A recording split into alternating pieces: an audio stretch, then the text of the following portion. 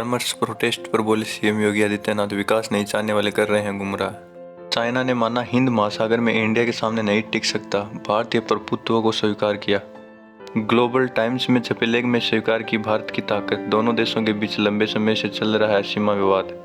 भारत की कोशिश के चलते अलग थलग पड़ गया है चीन। कोरोना वैक्सीन पर काम कर रहे रूसी वैज्ञानिक की चाकू मारकर हत्या, फ्लैट की 14वीं मंजिल पर से गिरे।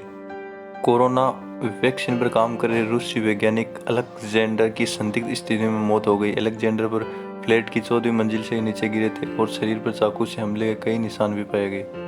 वेस्ट बंगाल में बीजेपी सांसद सुमित्रा खान की पत्नी ने थामा टीएमसी का दामन, पति भेजेंगे तलाक का नोटिस। सुमित्रा खान की पत्नी सुजाता टीएमसी में हुई शामिल। सुमित्रा ने कहा, केवल बीजेपी के लिए काम करूंगा। पत्नी से कहा, खान टाइटल का इस्तेमाल न करें। कांग्रेस के वरिष्ठ नेता मोतीलाल वोरा का निधन, कल ही मनाया था जन्मदिन। पिछले 3 दिनों से मोतीलाल वोरा की तबीयत खराब थी, जिसके चलते उन्हें दिल्ली के फोर्टिस अस्पताल में भर्ती कराया गया था। वोरा हाल ही में कोरोना से संक्रमित होने के बाद ठीक हुए थे, जिसके बाद उन्होंने कल ही अपना 93वां जन्मदिन मनाया था, लेकिन इसके अगले ही दिन उनकी मौत हो गई। बंगाल में वोटर्स को धमकी, बीजेपी को दिया वोट तो बहेगी खून की नदियां। पश्चिम बंगाल में भाजपा को वोट करने वालों को धमकी। शांतिपुर क्षेत्र में दीवार पर लिखा धमकी भरा संदेश, टीएमसी के खिलाफ किया वोट तो जान से मारने की धमकी। बाबा का ढाबा गुमटी से रेंजतरा तक पहुंचे कांता प्रसाद, सीसीटीवी कैमरे लगा ठाठ से संभाल रहे हैं केस काउंटर।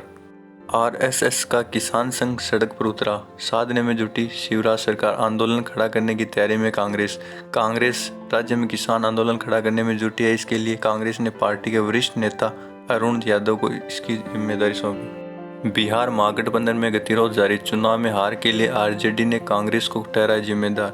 चुनाव नतीजों की समीक्षा के लिए बुलाई गई राष्ट्रीय जनता दल की बैठक से पहले ही पार्टी नेताओं ने कांग्रेस के खिलाफ मोर्चा खोल दिया।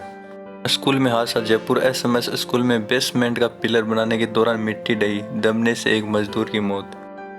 किसानों ने हाईवे पर 1.25 किलोमीटर तक टेंट लगाए, पानी गर्म करने से लेकर रोटी बनाने तक मशीनें लगी।